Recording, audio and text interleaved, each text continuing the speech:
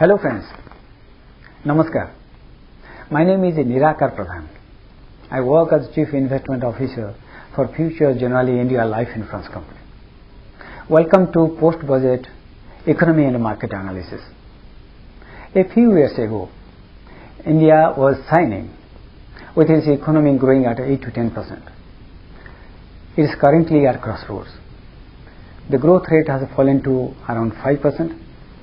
Is 10-year low.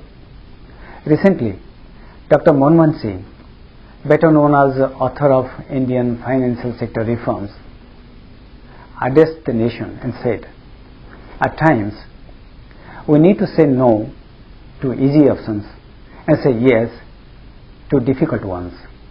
The time has come for such hard decisions.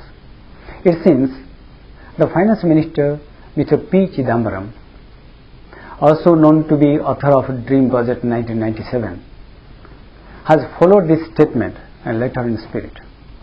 The Union Budget FY 2014 will be better remembered for what it doesn't have rather than what it has. Despite being the last budget before Lok Sabha election, the budget has very few populist measures. Rather, we consider this budget balanced, prudent and pragmatic in addressing the twin concerns of fiscal consolidation and growth revival. It aims at a fiscal deficit of 4.8% in next fiscal and 4.2% in FY 2015. The budget aims at 6% plus growth in FY 14 and around 8% in next 2 to 3 years. Towards this, the budget has multiple initiatives.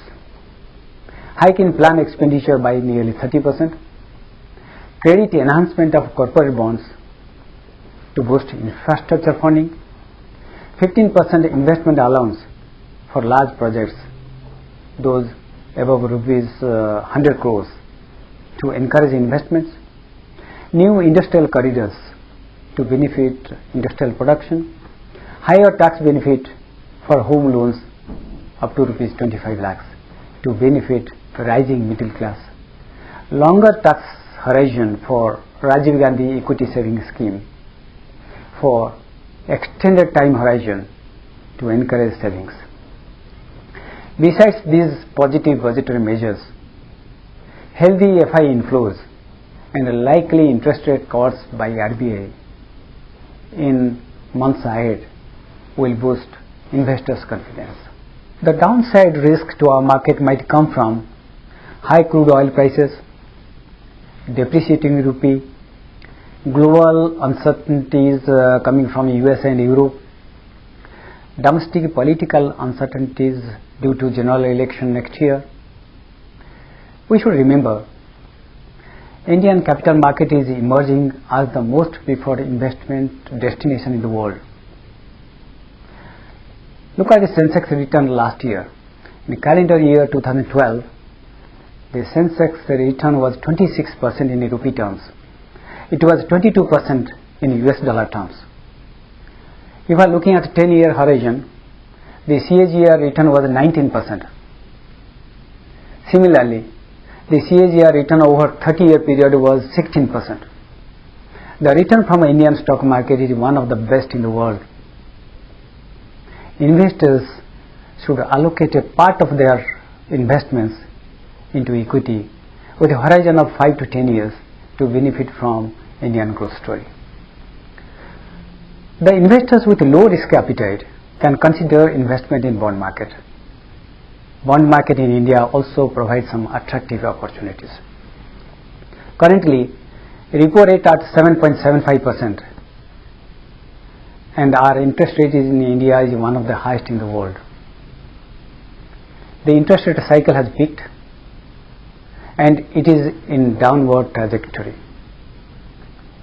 We expect interest rates to come down, say, by 50 to 75 basis points in next 12 months. Investing in fixed income portfolio at this point of time will provide high coupon income, also decent capital gain. We recommend investors to follow SIP strategy, that is systematic investment plan. One should invest regularly in a disciplined manner to optimize investment portfolios. One statutory warning. Investors must keep in mind that the past performance cannot be an indicator of future performance. Future returns could be different. Let us listen to what Warren Buffett, the most celebrated global investor, says. An investor needs to do very few things right as long as he or she avoids big mistakes. So, welcome to Indian capital market. Happy investing. Thank you.